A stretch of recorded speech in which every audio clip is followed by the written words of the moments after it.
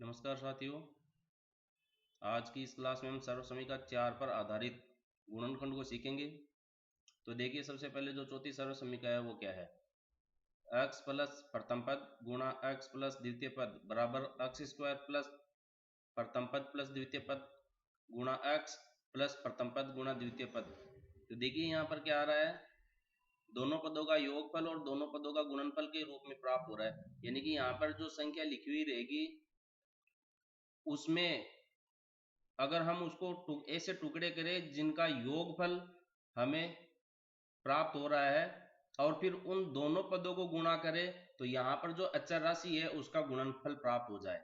तो कुल मिला के बात क्या है कि यहाँ पर जो भी संख्या होगी उसके हम ऐसे दो योगफल के टुकड़े करेंगे जिन टुकड़ों को गुणा करने पर हमें अचर पद का मान प्राप्त होता है। गणित के जो विद्यार्थी है उन्होंने इस सर्वसमीकरण पर आधारित गुणनखंड बहुत सारे किए हैं। यानी कि कोई भी अगर बीजीय व्यंजक आ गया और गुणनखंड करना है तो आंख मीचकर या तो इस सर्वसमीकरण का उपयोग लेते हैं या फिर श्रीधराचार्य सूत्र का प्रयोग करते हैं। अगर द्विघात समीकरण है तो वो श्रीधराचार्य सूत्र सीधा सटीक है, कहीं दिमाग लगाने की आवश्यकता नहीं। और नहीं फिर द्विघात समीकरण में ये जो विधि है वो सबसे अधिक पसंद की जाती है गुणनखंड करने के लिए। जो भी अक्ष का गुणांक है उसके ऐसे दो टुकड़े करते हैं कि उन दो टुकड़ों का गुणनफल अचर राशि के बराबर प्राप्त हो जाए।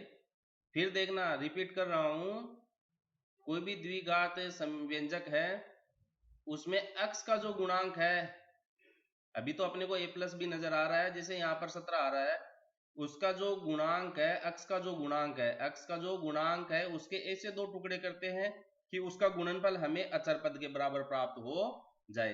तो देखिए, इसी के ऊपर अपन इन तीनों सवालों पर उदाहरणों पर चर्चा करेंगे किस तरीके से सर्वसमीकरण 4 का उपयोग करके हम बीजीय व्यंजक का गुणनखंड कर सकते हैं। तो उदाहरण नंबर 1 लेते हैं अपन, एक्स स्क्वायर प्लस का 5x प्लस का 6। तो सर्वसमीकरण यहाँ पर अपन सीधा लिख देते हैं सर्वसमीकरण 4 के उपयोग से, क्योंकि अभी तो अपने को पता है, अभी अपने को पता क्यों है। देखो यहाँ पर जो अंतिम पद है अचर पद है, न तो इसका अपन वर्ग कर सकते हैं और न यहाँ पर देखो दो पदों का योग और दो पदों का अंतर है, इसलिए पहली दूसरी और तीसरी सर्वसमीकरण को अपन यहाँ पर काम में नहीं ले सकते हैं।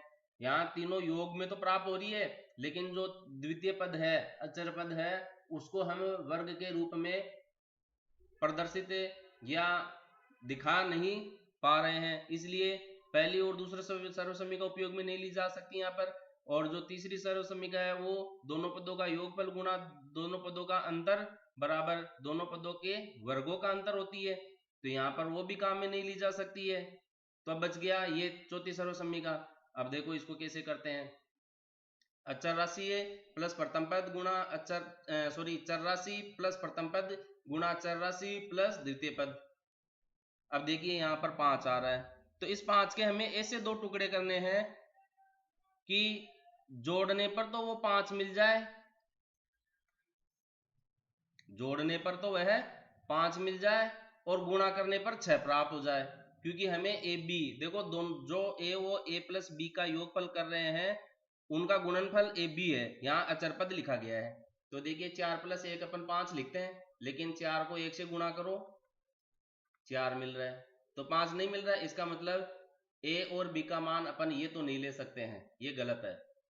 अब देखो 5 को अपन 2 प्लस 3 के रूप में लिख सकते हैं, 3 और 2 5, 2 प्लस 3 लिख दो या 3 प्लस 2 लिख दो, इससे कोई फर्क नहीं पड़ेगा, ठीक है।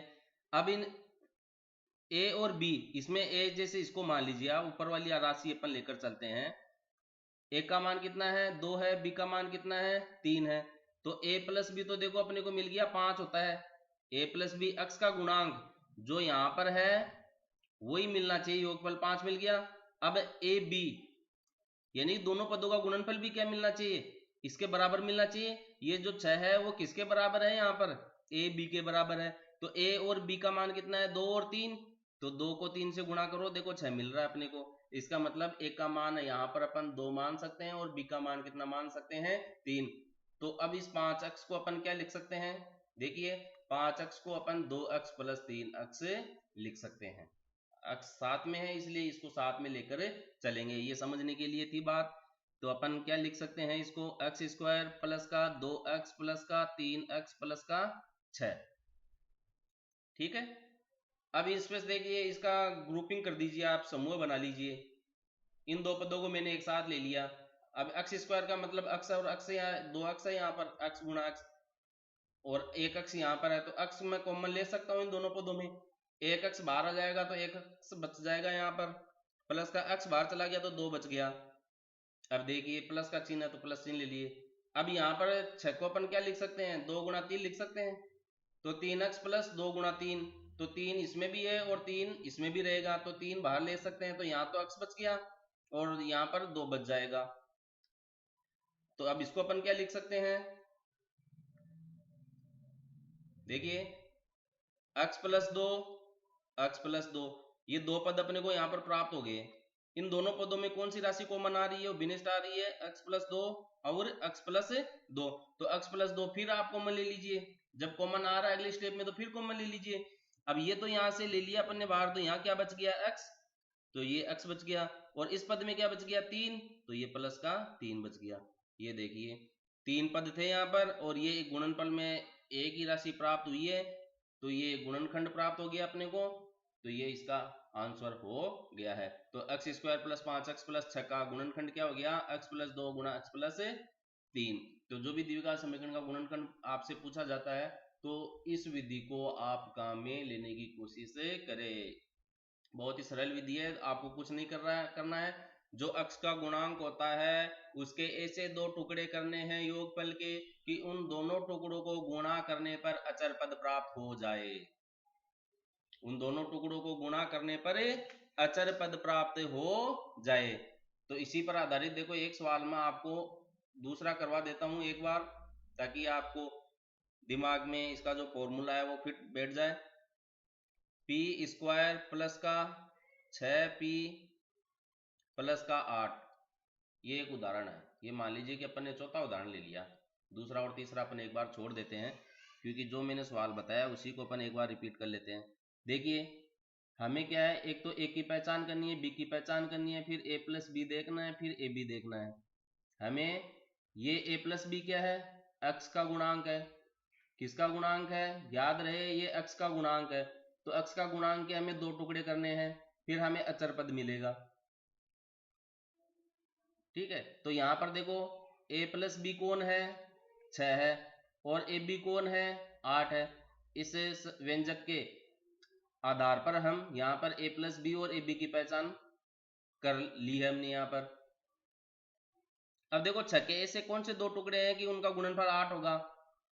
पहले तो योगफल के रूप में देखो 3 प्लस 3 होता है, लेकिन 3 गुणा 3 क्या होता है, 9 होता है। तो ये तो जोड़ा हमें सही नहीं दिख रहा है। फिर क्या हो गया, 2 प्लस 4 6 होता है, और 2 गुणा 4 कितना होता है, 8। तो ये देखो बैठ गया अपना हिसाब, दो पदों का योगफल 6, दोनों पदों का गुणनफल क्या होता है, 8। तो हम 6p को क्या लिख सकते हैं, तो देखिए 6p को हम प्लस 2p प्लस 4p के रूप में लिख सकते हैं, और यहाँ पर 8 है, इसलिए ये क्या हो गया आपका p गुणा p तो होता ही है, प्लस का 2p प्लस का 4p प्लस का 8। इनका ग्रुपिंग कर लेते हैं, मैंने p स्क्वायर को pp लिख दिया है कॉमन लेने की सहूलियत के आधार पर। तो देखिए p यहां से बाहर ले लेंगे अपन, तो p एक बाहर आ जाएगा, तो यहाँ पर क्या बच जाएगा, p प्लस 2 बच जाएगा। p इससे गया, इससे बाहर आ गया, तो p प्लस 2 बच गया। प्लस यहाँ से अपन 4 बाहर ले लेते हैं, 4 कॉमन आ जाएगा, तो यहाँ पर p बच गया। 8 4 बाहर लेंगे तो 8 क्या होता है, 8 में 4 का या तो भाग लगा दीजिए, 2 बचता है, और या फिर 8 को अपन 2 गुणा 4 लिखते हैं, तो 4 बाहर बच गया, तो चला गया, तो 2 बच गया। अब देखिए फिर p प्लस 2 शेष बच रहा है, तो p प्लस 2 बच रहा है, तो क्या बच गया, p प्लस 4, और ये इसका गुणनखंड हो गया है। ये लीजिए। अब एक अन्य तरीके का सवाल है जो उदाहरण नंबर 2 और 3 में लिया अपन ने, 6x square plus 17x plus 5, 6x square plus का 17x प्लस 5। अब देखो इसकी ऐसे दो टुकड़े करें कि इनका गुणनफल जो है हमको 5 मिले, ऐसा है नहीं, तो इसको अपन अगली वीडियो में देखेंगे। तब तक के लिए इस पर अभ्यास कीजिए। धन्यवाद।